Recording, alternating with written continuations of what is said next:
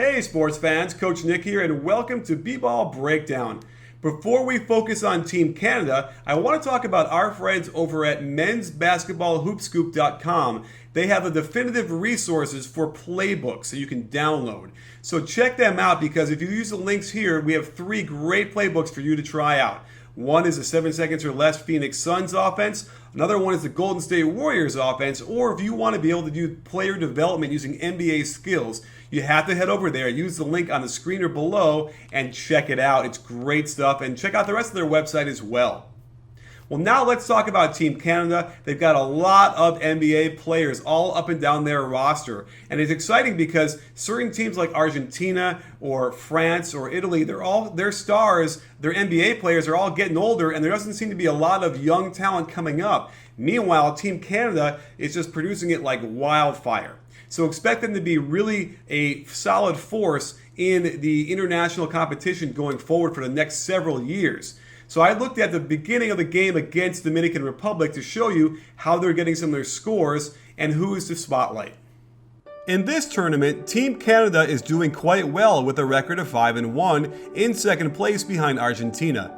And it's not hard to see why when you look up and down their roster and see so many NBA players going up against the likes of Panama, Uruguay, and the Dominican Republic. They've also got NBA coach Dave Vanderpool, Corey Joseph of the Raptors, Andrew Nicholson of the Magic, Andrew Wiggins of the Timberwolves, Nick Stauskas of the Sixers, Anthony Bennett of the Timberwolves, Kelly Olynyk of the Celtics, Dwight Powell of the Mavericks, and don't forget good old Bouncin' Bob Sacre of the Lakers. Team Canada is well coached and runs some pretty clever sets. Here is pinch post action with a double down screen on the weak side. This allows room for Wiggins to go to work, but he can't hit the well-defended step back. I suppose the Dominican Republic didn't have Anthony Bennett 3-pointers on their scouting report, but he made them pay and his form looks good. He has a nice dip, good turn, and a natural sway with his legs. Wolves fans, your ears should be perking up.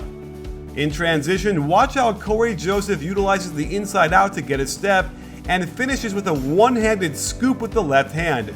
This might appear fancy, but had he tried to gather it with 2 hands, he'd probably get stripped.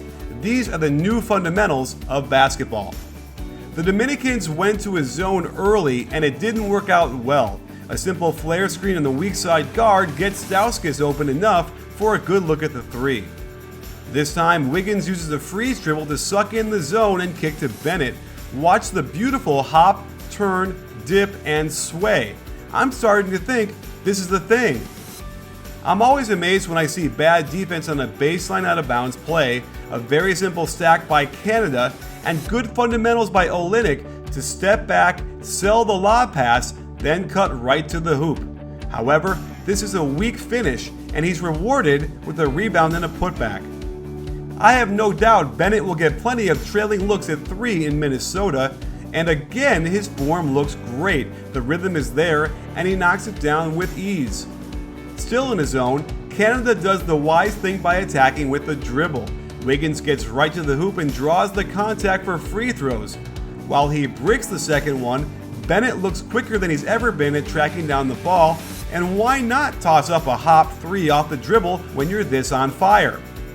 The DR goes back to man-to-man, and this time Canada spreads for the high pick and roll for Joseph. It's contained well by the defense, but they allow middle penetration, which tends to make guys like Corey Joseph look like all-stars, with this one-footed floater. It wasn't all fireworks for Anthony Bennett, as I caught him on this possession with some pretty mediocre defense. His hands are down at his sides, he doesn't step up early enough on the initial screen, then doesn't challenge the shot, nor moves to cover his man rolling, giving up the nice reverse dunk. I like the beginning of this play, a pin down for Stauskas into pinch post action, but Bennett cannot fake the handoff with one hand that far from his body. Canada is very fortunate he got the ball back, catching the defense way out of position as Stauskas gets a warm-up shot. When you don't finish at the rim, teams tend to get a fast break on you. And while Stauskas looks good leading the break with his ball handling, number 5 foolishly tries to reach in instead of sprinting back to stop the ball.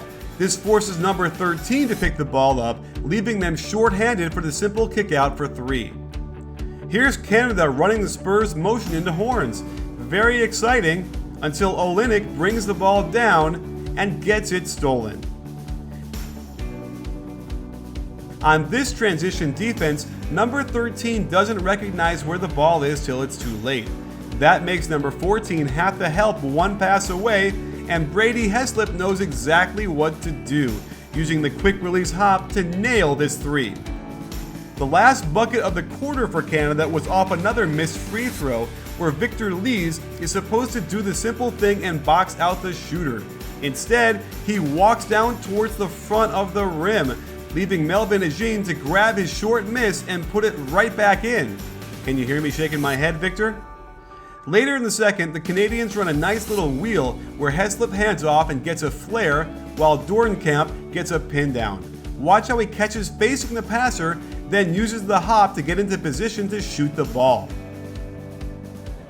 Olynyk took advantage of the smaller Dominican team, but he's absolutely got to finish this.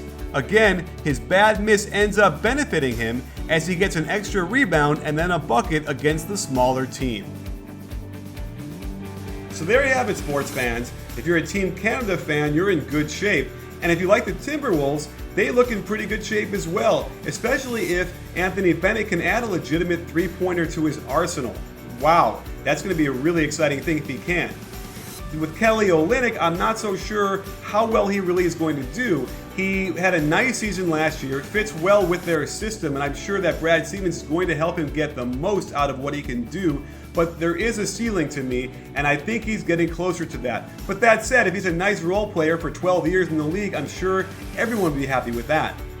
Don't forget menshoopscoop.com. We have these 3 links. You can check out 7 seconds or less, or the Golden State Warriors offense, or just plain NBA skills development. Very thorough, a great way to use it for your team if you want to improve, and I suggest you check it out ASAP. And don't forget, at BBallBreakdown, we're not a channel, we're a conversation. You win,